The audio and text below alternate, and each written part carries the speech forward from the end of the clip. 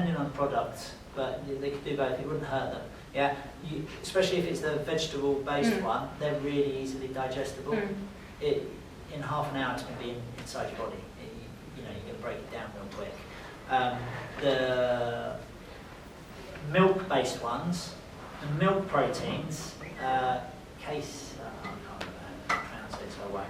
But some of the milk protein ones, they're designed to be harder to break down. So it's a bodybuilding thing. So that your body absorbs the protein slowly, like they have those overnight, because they're worried like their body's not going to get enough protein. So it's either get up and have a can of tuna, or take the protein that absorbs slowly through the night. Some of them they're pretty loony on some of them, but certainly before you train or after, I'd probably suggest, because they're designed for adults, half before they train, half afterwards, so you're just not overloading your body. Some of them are quite high in their protein as well. Probably for the kids, you don't want anything that's got more than about 20 to 30 grams of protein a serving, and still then I'd probably split it. Okay. That's a good idea, because then you look at the RDA of how much protein there is. I'll get into it in. Yeah. If you want to do that, I'll have a quick look at stuff. Yeah. So practically, they come from school straight here and start training. Practically, what is the best thing to eat before? So fruit, nuts, seeds. I mean, nuts and seeds, you do not need to eat a lot of nuts and seeds to have a lot of energy. You eat a handful of nuts and seeds, and they're packed full of energy. You're not going to need to eat a lot. It's still a vegetable, sort of plant-based. Your body breaks it down really easily. It goes into your body really easily. If you need sugar, a really good one is dried apricots, because they're quite sugary, but they don't have a high glycemic index, so your body absorbs the sugar slower. But still, banana. Yeah, banana's good. Banana's good for eating through the training. Banana's really easily absorbed, but it's very sugary. It's like why if people are on diets, they should stick away. You meant to eat them when they're greener, they're less sugary, isn't that right? Yeah. I have to give you stomachache. Yeah. Or eat them like they are. Rocket fuel. Bite a banana in between sets, like back in the day. Because that amount of sugar, the bite of the banana, about a third of the banana, it's not going to send you crazy, but it's going to give you just that little top up, in between sets or this, that, and the other. But there's a lot of calories in a banana. There's a lot of sugar in a banana. You don't need to eat the whole banana. You might feel like you need to eat the whole banana to be full, but you don't need it all. Banana, a few nuts. And if you really, really don't like bananas, suck it up. Can you do nuts in between? 8 bananas. In a match, can you have a couple of nuts in between your sets? You've done that, Or you can do dried fruit, some sort of dried fruit is a good one. Obviously, it's easier to transport and stuff. Apricots, I like the apricots because of the glycemic index there. But even okay, so in Waitrose, they do the naked bars, the little bars. Oh yeah. Yeah. So they're dates, mainly cashew nuts, sometimes other nuts. They're quite good. Yeah. If I have not been very organised, which that happens a bit, I might get one of those. I get one of those for like a bit of a sugary boost, and they also do. I'm not trying to sell anything. They do bounce ball things. They're really high in protein.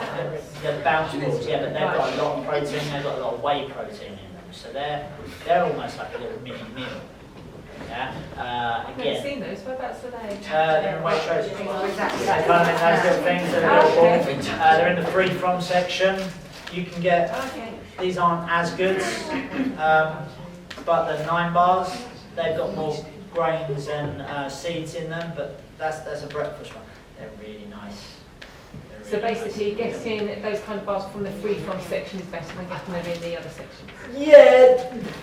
I mean, that's a bit of a sweeping statement because some of them hide some really nasty bits and pieces in. None of the ones in the Waitrose are too bad because I've checked them all out. It's just they're quite convenient, aren't they? Yeah. For convenience. Yeah. I mean, my personal favourite is I just have a bag of nuts. Are raisins okay? Or they're heavy sugar? Okay, You so do some stuff with those, didn't you? Make, Yeah, make your own yeah. stuff. thing with the dried fruit, sorry, that you need to watch is some of it's covered in vegetable oil. How much sugar should we be having like a day? Roughly. No, nothing. It all You get it. It all depends on your age and stuff like that, but really, as little as possible. Human beings are not designed to have sugar.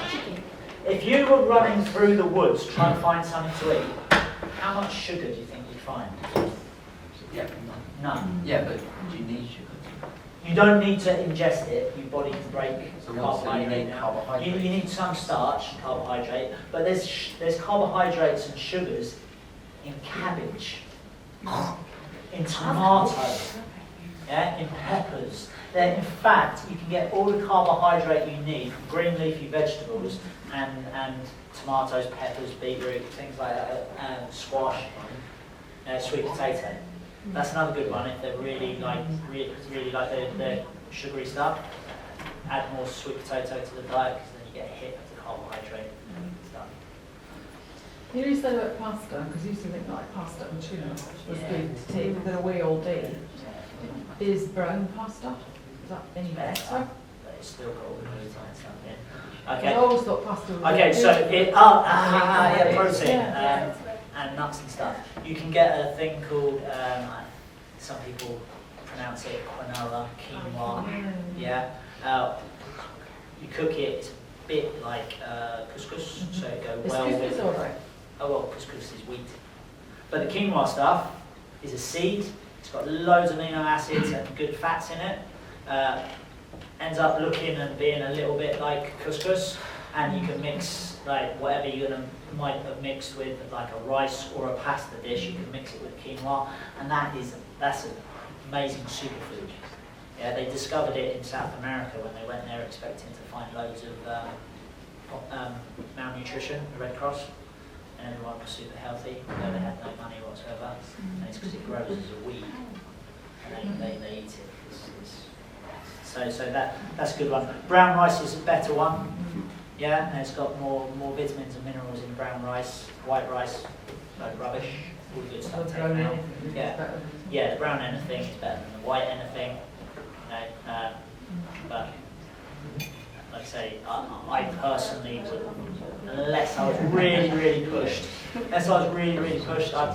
personally would keep away from pasta, but I'd go pasta before bread. There you go, because bread's got a load of sugar in it and a load of other stuff as well. Even brown bread. Yeah. Well, homemade bread. Well, it's different. You know what's in it, don't you? Yeah. But you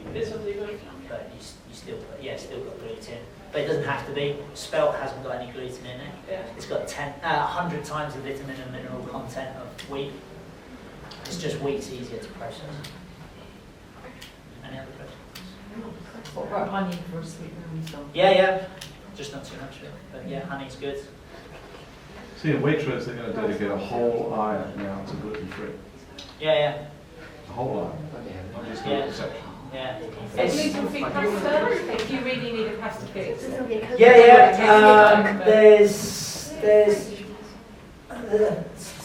Because my girlfriend's gluten-free. Like I say, I'm not completely gluten-free, but my girlfriend is. And Is it edible gluten-free? Yeah. Some of it's really nice. Some of it, if you cook it right, is no different. Some of it is manky.